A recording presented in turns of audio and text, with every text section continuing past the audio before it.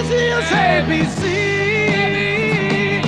The new high-power compact remover. It's a beautiful mover.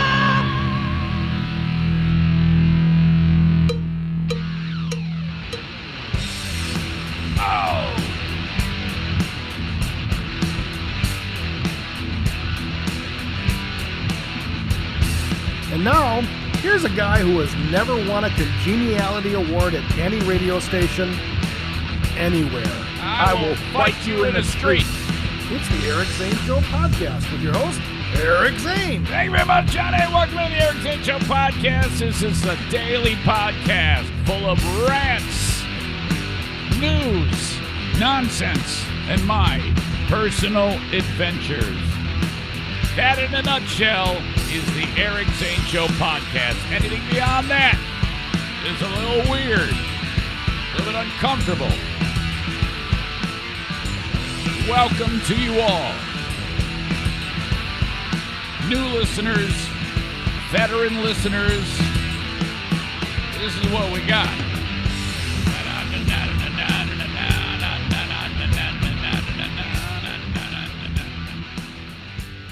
Okay, I've been blessed with an opportunity. To once again pick up my axe. No. Not for like splitting wood or anything like that. My guitar. Jimmy, Zaniac Jimmy in Maine is an awesome guitarist, and he wants to do like online coursework. And he wants you, the Zaniacs, to be part of that. So he said, hey, Zane, what do you say I teach you guitar? And then you talk about it on the podcast. I go, all right, yeah, I can do that. Let's do it. All right, you know what? This is about the 800th time that I will have picked up the axe. I've had many guitars over the years. I've had acoustics. I've had various electrics. I had a Fender Stratocaster one time. First, I had a Fender Squier, which is a Strat copy. Then I actually owned a Fender Stratocaster. And, man, I just was terrible at it. I would sit there and pluck my way through in my Mel Bay Big Note songbook, being an idiot, trying to play hot cross buns and shit like that. Sucked. The various times I would buy and sell guitars. I still have the guitar from my time at Free Beer and Hot Wings.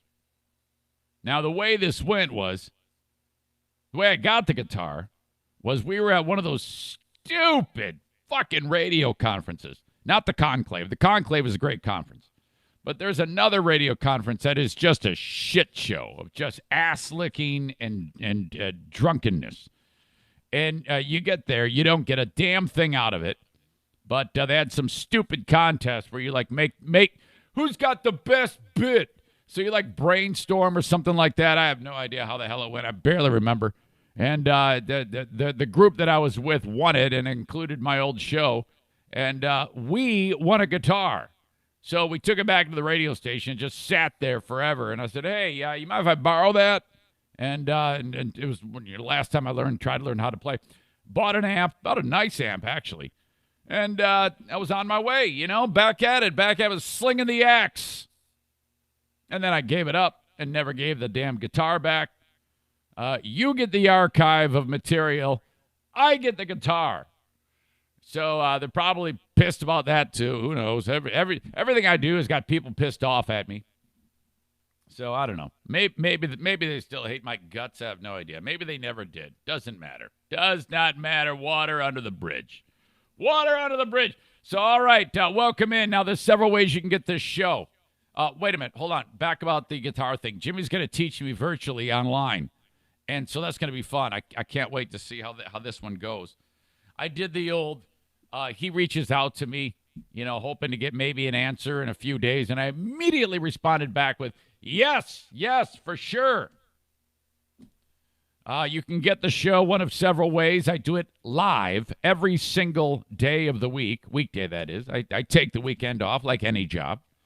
And it starts at 8 a.m. The live element happens on Facebook, Twitter, and YouTube. Facebook, the Irvine's Auto Repair Grand Rapids Hybrid Facebook page. That's facebook.com/Eric Zane fan page. If you would like it, you'd make me happy.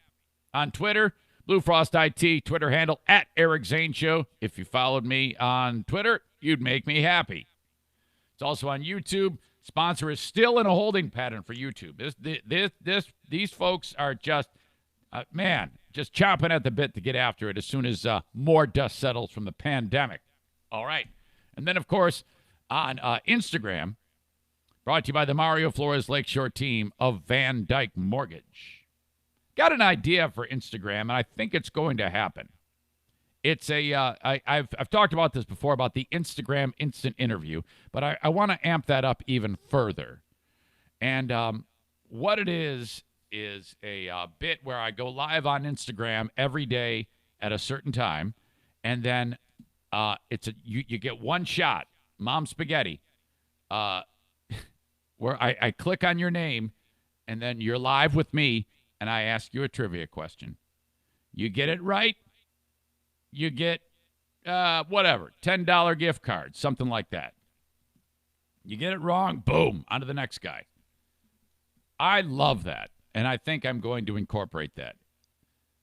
Needs a little bit more fleshing out in my brain, but that or some derivative of it is going to happen on Instagram, so you must follow me on Instagram. Search Eric Zane Show. And then, of course, the audio podcast. A lot of people are like, man, Zane, I'm driving around and you're live on Facebook. Is there an audio podcast that's recorded? Yeah, everything I'm saying right now, every word that's coming out of my mouth, I'm recording it, as I've detailed before, and then I upload it to every podcasting app that there is, except for the radio ones. I don't allow this to be disseminated by any radio entity. It's all Apple Podcasts, Spotify, Stitcher, Swatcher, Scrutcher, Snatcher, all those fucking things. It's all there. You cannot miss me, all right? It is, it's well documented as to where I am.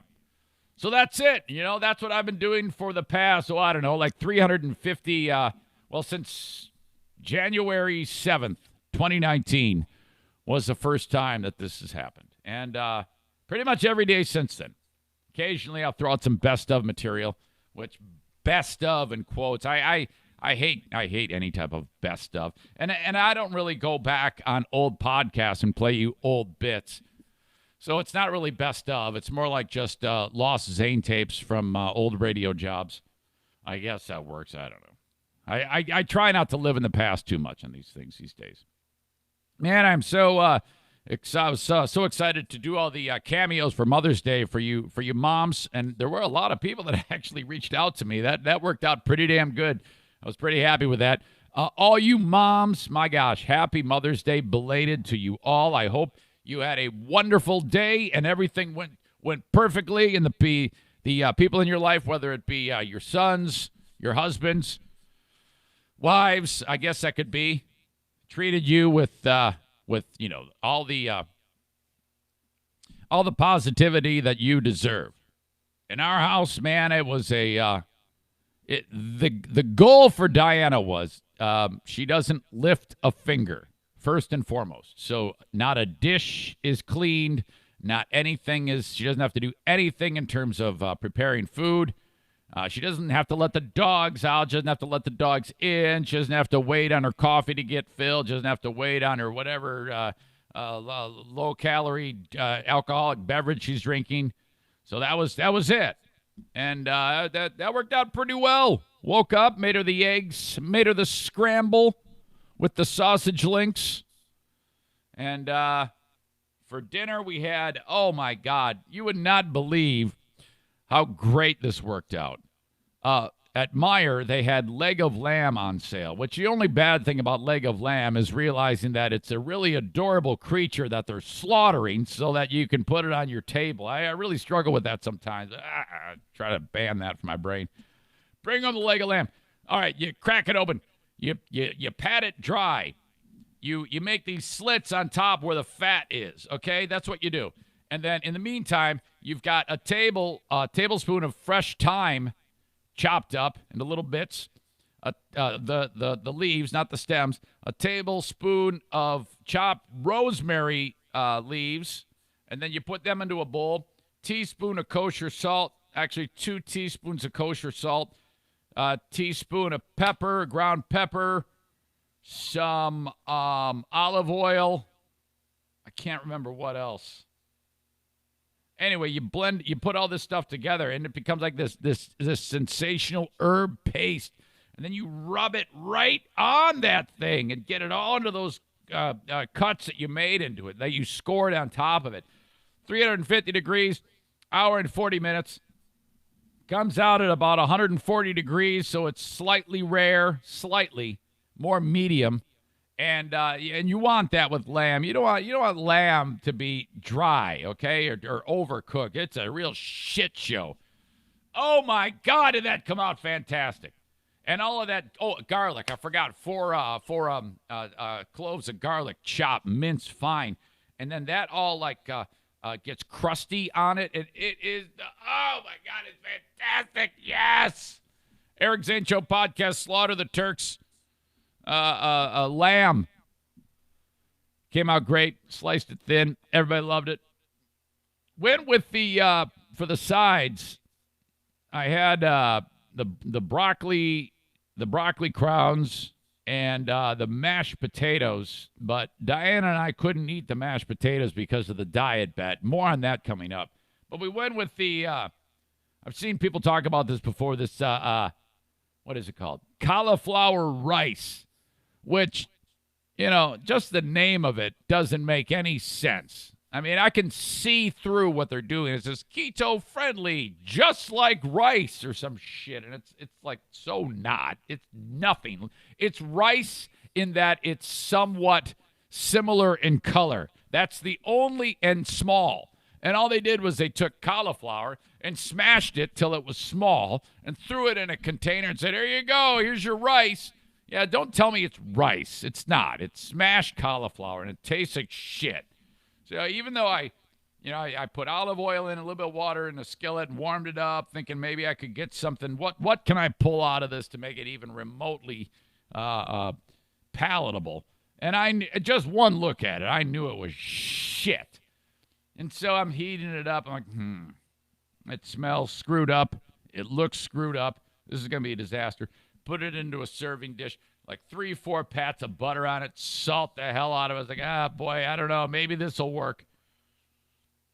I ate it, but I give it a D+ on cauliflower rice. And if that's what they're trying to do is market to you, cauliflower everything.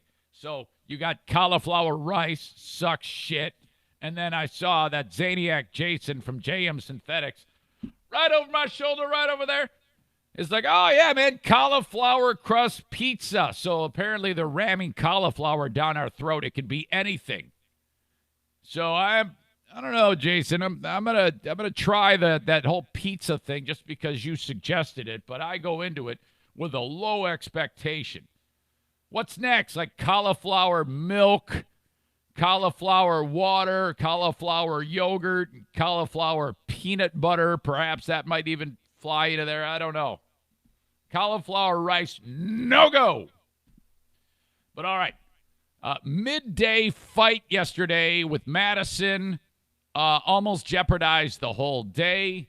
We did work it out, but it all stemmed from a small incident where I was driving the motorhome back with to the place where I store it, and I got to have somebody go with me, all right? So it's Madison. Now, she was complaining about having to do it the whole time, but I go, it's Mother's Day. Just follow me. You got to drive 7 miles down the road. I park the damn thing. I get in your car. You drive me back. This is so simple. But she had a bad attitude about the whole thing from the very, very beginning. So we start driving. Now, young driver, 17 years old. And one of the things I hate the most is anybody who drives too close to the person in front of them. Like if I'm driving at my usual 61 miles an hour in a 75 like I do because I'm 100, and I'm in the far right lane putzing along, and in the left lane and people are ripping by me, it's like a NASCAR drafting scenario where you'll see, them right on the bumper or on the rear bumper of the vehicle in front of them. And I'm like, man, why would you do that? If they step on the brake, the car in front of you, even for just an instant, you're going to hit them, and that's going to be a very, very bad scenario. What is wrong with you? So as I get older and wiser, I don't tailgate, and I hate people that tailgate because, it can cause a wreck. Madison's right on the bumper. I can barely see her because she's so close to the motorhome. So I'm calling her while I'm driving.